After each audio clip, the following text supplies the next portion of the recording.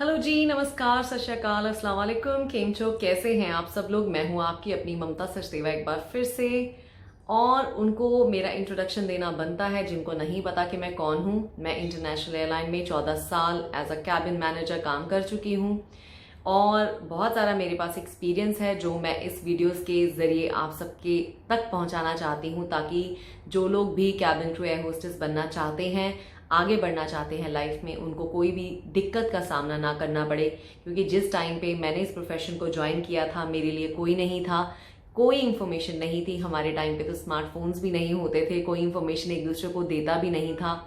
तो आज मैं आप सबके साथ बात करूंगी उन सारी चीज़ों के ऊपर जो आप ही ने मुझसे पूछी हैं। बहुत सारे लोग स्किन को लेकर, मोल्स को लेकर, पिंपल्स को लेकर और कई अपनी फिजिक आउटलुक को लेकर क्वेश्चंस मुझे भेजते रहते हैं, जिसके बीच में से कुछ एक क्वेश्चंस मैंने नोट किए हैं जिनके ऊपर आज हम डिटेल में चर्चा करेंगे, ताकि आप तक जानकारी पहुंचे कंप्लीट, ना कि अधूरी। बहुत सारे लोगों के चैनल के ऊपर भी आपको जानकारियां मिलती रहती हैं, जहां से आपको समझ आती है आप उनके चैनल को फॉलो कीजिए। देयर इज नो हार्म, कहते हैं जहां से भी नॉलेज मिलती है इंसान को वहां से ले लेनी चाहिए, और नॉलेज इज पावर एनीवेज। और जो लोग इस प्रोफेशन में नहीं भी आना चाहते, वैसे ही इस इंडस्ट्री से जुड़े हुए हैं या उनको फैसिनेट करती है ये जॉब, तो वो भी ये वीडियोस देख सकते हैं या अपने माँ बाप को दिखा सकते हैं, ताकि knowledge is always power, I believe. तो दूसरे प्रोफेशन के बारे में जानना भी अच्छी बात है। बहुत सारे लोग ऐसे भी हैं जो कैबिन क्रू से जिनका कुछ लेना देना नहीं है, पर वो मेरे चैनल को बहुत सारे टाइम से फॉलो कर रहे हैं, because they love travel, they love cabin crew life. By the way, मेरे 2 चैनल हैं। एक है ट्रैवल विद ममता, जिसके ऊपर बहुत सारी ढेरों जानकारियां मैंने कैबिन क्रू के बारे में पहले शेयर की। उसके बाद ट्रैवल वीडियोस, लाइफस्टाइल वीडियोस, उसमें बहुत सारा है। और उसके अलावा मेरा दूसरा एक स्पेसिफिक चैनल है जिसका नाम है, आपको पता है क्या, हेलो कैबिन क्रू। तो हेलो कैबिन क्रू के ऊपर सिर्फ कैबिन क्रू से जुड़ी हुई वीडियोस मैं डालती हूँ अभी इनिशियली, क्योंकि वो चैनल शुरू ही हुआ है। तो मैं जो भी वीडियोस अभी कैबिन क्रू रिलेटेड बनाती हूँ, दोनों चैनल्स के ऊपर ही शेयर करती हूँ, ताकि लोगों तक इन्फॉर्मेशन जो है वो पहुंच जाए। ऐसा ना हो कि कम सब्सक्राइबर्स होने की वजह से वो इन्फॉर्मेशन कहीं दबी रह जाए। तो हेलो कैबिन क्रू चैनल के ऊपर जिन लोगों ने अभी तक सब्सक्राइब नहीं किया, प्लीज कर लीजिए, और ट्रैवल विद ममता को भी फॉलो कर लीजिए। और सब्सक्राइब के साथ साथ में घंटी का बटन दबाना और दोनों पेजेस को ऑन इंस्टाग्राम फॉलो करना नहीं भूलना है। तो चलिए अभी ले लेते हैं कुछ एक क्वेश्चन। सबसे पहले क्वेश्चन किसी का आया है कि मैम, मेरे चेहरे के ऊपर तिल हैं, I have til on my face, is there a problem. Pallavi Joshi ने लिखा है कुछ घंटे पहले मेरे हेलो कैबिन क्रू चैनल के ऊपर। तो फेस के ऊपर तिल कितने हैं उस पर डिपेंड करता है, लेकिन मुझे नहीं लगता तिल एक प्रॉब्लम हो सकती है, क्योंकि ये नेचुरल चीज है। और अगर तिल आपके चेहरे के ऊपर आपका मेकअप लगाने के बाद ढक जाते हैं तो कोई दिक्कत नहीं है, because at the end of the day ये ग्लैमर इंडस्ट्री है। चेहरा सुंदर होना चाहिए, दिखना चाहिए, लेकिन उसका मतलब ये नहीं है कि छोटी छोटी बात पे एयरलाइन आपको रिजेक्ट कर देगी, तो कोई दिक्कत वाली बात नहीं है।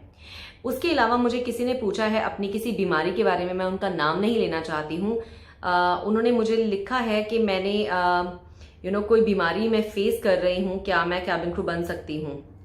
आई थिंक मैं बीमारी का नाम भी नहीं बताती।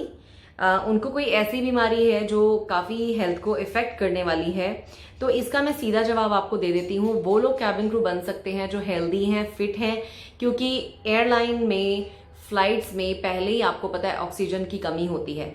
जमीन के लेवल के ऊपर जो ऑक्सीजन का स्तर रहता है, जहां हम नॉर्मल ब्रीथ करते हैं, अगर आप में से बहुत सारे लोग पहाड़ों के ऊपर जाते हैं तो वहां पे ब्रीदिंग का इशू आता है, क्योंकि वो जमीन के लेवल से पहाड़ बहुत ऊंचे होते हैं। तो आप इमेजिन कीजिए कि फ्लाइट में तो ऑक्सीजन की और भी कमी होती है, नेचुरल एयर नहीं होती, नेचुरल ऑक्सीजन नहीं होती, जिसकी वजह से अगर आप पहले ही अनहेल्दी हैं और तबीयत अच्छी नहीं है तो आपकी तबीयत और ज्यादा खराब हो सकती है, जिसके चलते एयरलाइंस हमेशा हेल्दी इंप्लॉयज को ही हायर करना चाहते हैं, अनहेल्दी एम्प्लॉयज को हायर नहीं करना चाहते। तो मैं ये आंसर उनको दे रही हूँ जिन्होंने एक क्वेश्चन पूछा है। किसी और ने पूछा है कि मेरी शादी अगर हुई है तो क्या मैं कैबिन क्रू बन सकती हूँ किसी नई एयरलाइन में एज अ फ्रेशर। तो आपको बता दूं, बहुत सारी एयरलाइंस मैरिड लड़कियों को भी ले लेते हैं, डिपेंडिंग ऑन आपके स्किल्स अच्छे हों, आप अच्छे से प्रिपरेशन करके जाएं, तो मुझे लगता नहीं कोई दिक्कत है। अप्लाई कर दो बिंदास, जिस एयरलाइन में अप्लाई हो जाएगा अच्छी बात है, जिसमें उन्होंने लिखा होगा पहले कि नहीं हम लेते मैरिड को तो मना कर देंगे, तो अप्लाई करने में और ट्राई करने में कोई हर्ज नहीं है। उसके अलावा किसी का मुझे क्वेश्चन आया था, वो भी मेरे सामने नहीं आ रहा। उन्होंने पूछा था कि मेरे चेहरे के ऊपर अगर बहुत सारे पिंपल्स हैं तो क्या मैं सिलेक्ट हो सकती हूँ। तो चेहरे के ऊपर पिंपल्स कितने हैं, बात वही आती है। फॉर एन एग्जाम्पल, अभी मेरा चेहरा है, अगर चेहरे के ऊपर बहुत ज्यादा, हमने देखा हुआ है कई लोगों को, वो उनकी स्किन जो होती है पिंपल प्रोन होती है, तो उनको तो जब पिंपल्स आते हैं तो करीबन चेहरा पूरा ढक जाता है पिंपल से। तो मान लीजिए अगर किसी का चेहरा पूरा ढक जाता है पिंपल्स से, ऑफ कोर्स उसको मेकअप के साथ कवर करना भी बहुत मुश्किल है। जिनको पिंपल्स का प्रॉब्लम है वो इस चीज को समझ सकते हैं कि पिंपल्स जब आते हैं तो उनमें से कुछ गीला गीला भी निकलता है, या वो पिंपल्स अगर आप ढकने की कोशिश करते हैं तो वो फट जाते हैं, तो चेहरा आपका इवन नजर नहीं आता। तो अगर वो कंडीशन है आपकी कि आपके चेहरे के ऊपर बहुत सारे पिंपल्स आते हैं, then it can be a problem to be selected in this profession. लेकिन अगर कभी कभार आपके चेहरे पे एक पिंपल निकल आता है, 2 निकल आते हैं, 3 निकल आते हैं, और अगर आप उनको कवर कर सकते हो अपने मेकअप में, जब आप रूटीन में मेकअप लगाओगे तो कोई दिक्कत नहीं है। तभी एक रीजन होता है कि इंटरव्यू डे के ऊपर बोला जाता है, जो लड़कियां हैं, कि मेकअप करके अपने चेहरे पे आओ, ताकि वो ये देखना चाहते हैं कि अगर आपके चेहरे पे कोई ब्लेमिश है या कोई निशान है या पिंपल्स के भी निशान है, लेकिन अगर आपके मेकअप के बाद वो छुपे हुए हैं और आप प्रेजेंटेबल और सुंदर दिख रहे हो, तो मुझे नहीं लगता एयरलाइन वालों को इस चीज से कोई प्रॉब्लम होगी। तो पिंपल्स का जवाब ये है कि अगर चेहरे के पिंपल्स मेकअप के अंदर ढक रहे हैं, बहुत ज्यादा विजिबल नहीं है और बुरे नहीं लग रहे, तो कोई दिक्कत नहीं है, आप इस प्रोफेशन में खुशी खुशी आ सकते हो, आपको सिलेक्ट किया जाएगा। लेकिन अगर आपका चेहरा उनमें से है, पिंपल प्रोन है कि बहुत ही ज्यादा, मतलब 50, 60, 70 पिंपल फेस के ऊपर हैं और ढके नहीं जा सकते, then it can be a problem. अभी इसके बाद इसी के साथ जुड़ी हुई बात ले लेते हैं, ब्लेमिशेस। कई लोगों को ब्लेमिशेस होते हैं, मतलब अनइवन स्किन टोन होती है, और ब्लेमिशेस कैसे बोलूं, जैसे पिंपल्स ठीक होने के बाद भी कईयों को स्कार्स रह जाते हैं, हम स्कार्स बोल लेते हैं उस चीज को। अगर वो भी चेहरे पे है लेकिन मेकअप के अंदर वो ढक रहे हैं, और आजकल आपको बता दूं मेकअप भी एक से एक है, HD मेकअप है, फुल कवर होता है, जिससे कि मान लीजिए कोई स्पॉट है चेहरे पे और आपने उस फाउंडेशन को लगा लिया ना, तो आपके चेहरे का वो काला दाग भी पूरा छुप सकता है। ऐसे ऐसे फाउंडेशन भी मार्केट में अवेलेबल हैं।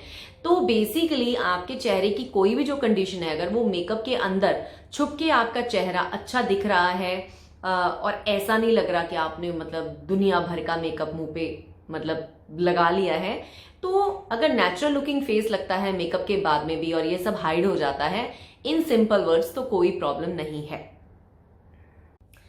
इसके बाद मुझे एक क्वेश्चन आया था, वो क्वेश्चन मैं एक्चुअली ढूंढ रही थी अपने दूसरे चैनल के नीचे, मुझे मिला नहीं। उस चैनल के नीचे किसी ने लिखा था कि मैम अगर मेरी एल्बोज, ये वाला जो पार्ट होता है, अगर ये बहुत डार्क है, काली हैं, तो क्या एयरलाइन वाले मुझे एक्सेप्ट करेंगे। और इसके साथ ही उन्होंने लिखा था कि उनके नीज भी अगर डार्क हैं, काले रंग के हैं, स्किन टोन डार्क है, तो क्या उनको सिलेक्ट किया जाएगा। तो इसका एक सुंदर सा आंसर आपको बताती हूँ। रंग भगवान ने 2 ही बनाए हैं, और अभी बहुत सारी एयरलाइंस इस मेंटेलिटी से बाहर आ रही हैं कि कोई काला दिखता है, सांवला दिखता है, गोरा दिखता है।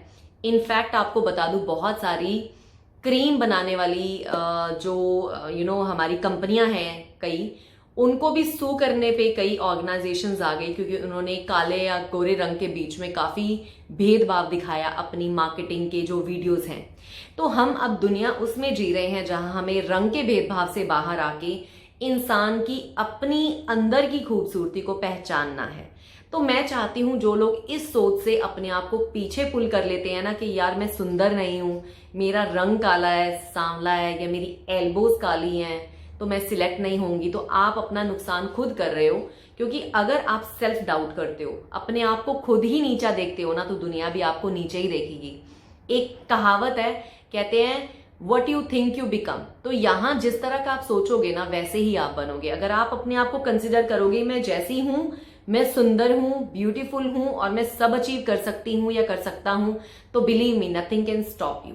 तो नाउ आपके क्वेश्चन का सीधा सीधा आंसर ये है कि अगर आपकी एल्बोज और नीज काले भी हैं, पहली बात, नीज के ऊपर, लेग्स के ऊपर स्टॉकिंग्स आ जाती हैं।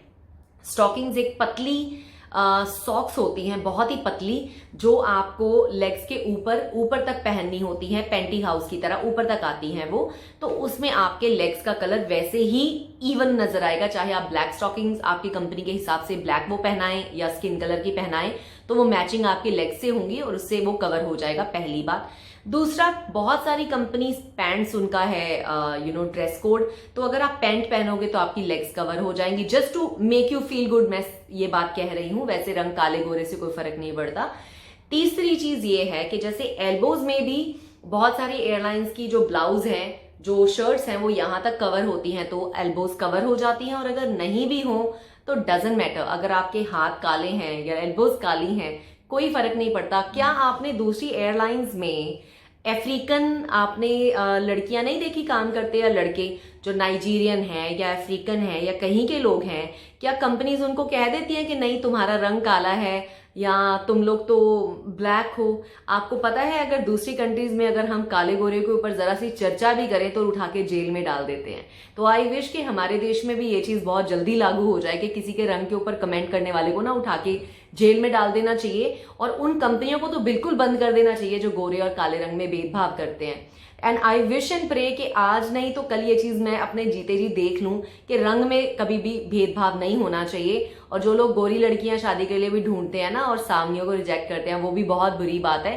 Anyway, it's part and parcel of all this and I wish it should stop. तो आपके क्वेश्चन आंसर है, कोई फर्क नहीं पड़ता। एल्बोज काले हैं, घुटने काले हैं, पैर हाथ काले हैं, कोई फर्क नहीं पड़ता।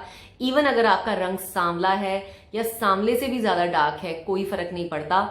रंग रंग होता है, ऊपर वाले ने दो ही रंग बनाए हैं। मैं भी सांवली हूं और मैं भी यहां तक पहुंची हूं बहुत छोटे से शहर से उठकर, जहां उसको कुछ नहीं पता था, लैंग्वेज नहीं आती थी। तो आप तो यार आजकल आपके पास तो इतने सारे टूल्स हैं, फोन है, आपको समझाने वाले लोग हैं, टिप्स एंड ट्रिक्स हैं, आपके पास सब कुछ है, अभी तो आप इजीली बन सकते हो। फिर एक पॉइंट जो बार बार चैनल के नीचे आता है, जिसको मैं बार बार एक्सप्लेन करती हूँ, लेकिन पता नहीं क्यों वो लोग समझना नहीं चाहते, तो मैं सीधे लफ्जों में आपको समझाती हूँ और उसके पीछे का कारण भी। अभी बात करने वाली हूँ हाइट के ऊपर। बहुत सारे लोग अपनी हाइट को लेके मुझे ये लिखते हैं, मैम मेरी हाइट 5 फुट है, क्या मैं कैबिन क्रू बन सकता हूँ या सकती हूँ? जब आपको मैंने एक बार बता दिया है कि किसी भी आप एयरलाइन के पेज के ऊपर जब हाइट रिक्वायरमेंट आप पढ़ेंगे, 5 फीट 2 इंच मिनिमम हाइट है। अगर आप उससे हाइट में कम हैं तो देखिए उसमें ना मैं आपकी मदद कर सकती हूं ना ऊपर वाला। जो हाइट ऊपर वाले ने दी है आपको कुछ सोच समझ के दी है। इसका दूसरा पहलू ये हो सकता है कि अगर आपको एविएशन से इतना प्यार है, आप कैबिन क्रू बनना चाहते हो, लेकिन for some reason, of course for height reason, अगर आप नहीं बन पा रहे हो तो इसी से रिलेटेड आप कोई और जॉब कर सकते हो जिससे कि आप एटलीस्ट सिमिलर फील्ड में रहेंगे। लेकिन एक फैक्ट है, हर चीज हर एक के लिए नहीं बनी होती। अगर अभी परमात्मा ने, ऊपर वाले ने हमें हाइट कम दी है तो हम उसको देखिए कुछ नहीं कर सकते। अब कई एयरलाइंस है जिसमें अगर बोलेंगे कि 5 फीट 8 इंच चाहिए, मैं एक एग्जाम्पल दे रही हूँ, तो मैं भी उसमें नहीं जा पाऊंगी, no matter how much I love the airline. तो जो चीज ऊपर वाले ने बनाई है उसको हम चैलेंज नहीं कर सकते। अगर आपकी हाइट, जो डिजायर्ड हाइट मांगी जाती है एयरलाइन के लिए, अगर उससे कम है तो उसमें ना आप कुछ कर सकते हैं ना मैं कर सकती हूँ। ये आई पहली बात। दूसरी बात, ये हाइट क्यों मांगी जाती है एयरलाइंस में, उसका कारण सिर्फ दिखने की बात नहीं होती। हर एयरलाइन के जहाज जो होते हैं ना, जहाज में जहां पैसेंजर्स खड़े होते हैं अपनी सीट के पास, आपने फिल्मों में देखा होगा कि उनके सिर के ऊपर सामान के कक्ष होते हैं जिनको हम हैट रैक्स बोलते हैं। तो उनमें सामान जब पैसेंजर्स रखते हैं या उतारते हैं वो तो पैसेंजर करते हैं, क्रू की वो ड्यूटी नहीं होती किसी का सामान ऊपर रखना और नीचे करना, सिर्फ असिस्टेंस, मतलब बताना कि कहाँ जगह है आप अपना सामान रख सकते हैं, ये कैबिन क्रू की ड्यूटी होती है। लेकिन मान लीजिए कोई इमरजेंसी हो जाए, मान लीजिए किसी के बैग में से कोई ऐसी चीज लीक कर रही है जिससे नीचे वाला कोई जल गया या कोई प्रॉब्लम हो गई, क्योंकि ये हमारे सेफ्टी सिक्योरिटी के प्रोसीजर्स होते हैं गाइस। तो मान लीजिए एज अ स्टाफ अगर आपको उसमें से वो सामान निकालना है, या फॉर द फैक्ट फ्लाइट के शुरू होते ही अगर आपको सेफ्टी सिक्योरिटी चेक करने हैं उस हैट रैक में, उस सामान के कक्ष में, और अगर आपकी हाइट छोटी है तो आप उन हैट रैक्स को खोल नहीं पाओगे उतना जल्दी जितना कोई और जो लंबा है या लंबी है लड़की वो खोल लेंगे। जिसकी वजह से एयरलाइन वालों ने एक हाइट सेट की होती है। जिनके पास छोटे जहाज हैं, जैसे डोमेस्टिक एयरलाइंस में बहुत सारी एयरलाइंस के पास सिर्फ छोटे जहाज है तो उनकी हाइट डिसाइडेड है 5 फीट 2 इंचेस। और बहुत सारी ऐसी एयरलाइंस है जिनके जहाज होते हैं 777, मतलब बड़े वाले जहाज होते हैं, तो उनके जो सामान के कक्ष हैं वो और भी ऊपर होते हैं, तो उनको मिनिमम हाइट चाहिए होती है 5 फुट 4 इंच से ऊपर। तो ये हर चीज का कारण है, सिर्फ दिखने के पर्सपेक्टिव से अपने आप को नीचा मत समझिए। और anyway let me tell you, अगर आप 5 फुट के हो आप फिर भी उतना ही धमाल और कमाल कर सकते हो अपनी लाइफ में। और अगर ये प्रोफेशन नहीं तो और बतेरे और प्रोफेशन है यार, किसी और अच्छे प्रोफेशन में भी आप जा सकते हो। So don't feel bad about it. अब का टॉपिक है सबसे ज़्यादा हॉट फेवरेट, अंग्रेज़ी नहीं आती। इसके ऊपर सेपरेट वीडियो एक लंबी चौड़ी ज़रूर बनेगी, लेकिन मोटी मोटी बात आपको बता देती हूँ कि अंग्रेज़ी बहुत फ्लुएंट नहीं तो आपको फिर भी अंग्रेज़ी बहुत अच्छी आनी चाहिए, क्योंकि कैबिन क्रू की पूरी ट्रेनिंग अंग्रेज़ी में होती है। और अगर अंग्रेज़ी ठीक नहीं होगी और आप अपनी अंग्रेज़ी पे वर्क नहीं करेंगे तो आप किसी भी तरह इस जॉब में नहीं आ सकते। और पहले से कंपेयर करूँ तो अभी तो कंपटीशन और भी ज़्यादा है, हज़ारों लोग इस जॉब को लेने के लिए खड़े हैं। और अभी कोरोना वायरस के चलते तो आपको मेरे से ज़्यादा कोई नहीं बता सकता कि कितने लोगों की ऑलरेडी नौकरियां जा चुकी हैं जो जॉब के लिए वेट कर रहे हैं, प्लस फ्रेशर्स जो इस जॉब में आना चाहते हैं। तो राइट नाउ बक्कल अप, जो तैयारियां मैं इस चैनल पे आपको बताती हूँ उसको करते जाओ धीरे धीरे, और अपनी तैयारियां पूरी रखो, अपने आप को पॉलिश करो, अपने स्किल्स को पॉलिश करो, और you know what, be the best, do your best. Guarantee कोई नहीं ले सकता कि जॉब मिलेगी या नहीं मिलेगी, एटलीस्ट आप अपनी तरफ से सुकून में हो सकते हैं कि मैंने अपनी तरफ से तैयारी पूरी की है। तो यस, ये क्वेश्चन आया हुआ था मेरे चैनल के नीचे कि अंग्रेजी यस आनी चाहिए। उसके साथ में अगर कोई फॉरेन लैंग्वेज और आपको आती है तो वो एडवांटेज होती है इंटरनेशनल एयरलाइन में जाने वाले क्रू को। प्लस कई बार ऐसी जॉब्स भी खुलती हैं इंडिया में, स्पेसिफिक उनको एक लैंग्वेज चाहिए होती है, जैसे फॉर एग्जांपल अंग्रेजी तो चाहिए चाहिए, उनके साथ वो कहते हैं आपको हिंदी पढ़नी लिखनी और बोलनी आनी चाहिए, क्योंकि अनाउंसमेंट्स फ्लाइट में करनी होती है। अब आप कहेंगे अनाउंसमेंट्स क्या होती हैं? जैसे आप रेलवे स्टेशन पे जाते हो तो अनाउंसमेंट होती है ना, ये वाली गाड़ी उस नंबर के प्लेटफॉर्म पे आएगी, वैसे ही फ्लाइट के ऊपर भी जो सीनियर क्रू होते हैं या कैबिन क्रू होते हैं वो अनाउंसमेंट्स करते हैं टाइम टू टाइम कि अपनी सीट की पेटी बांध लो, अभी टर्बुलेंस होने वाली है, या मतलब अभी आप टॉयलेट यूज नहीं कर सकते फॉर सम रीजन।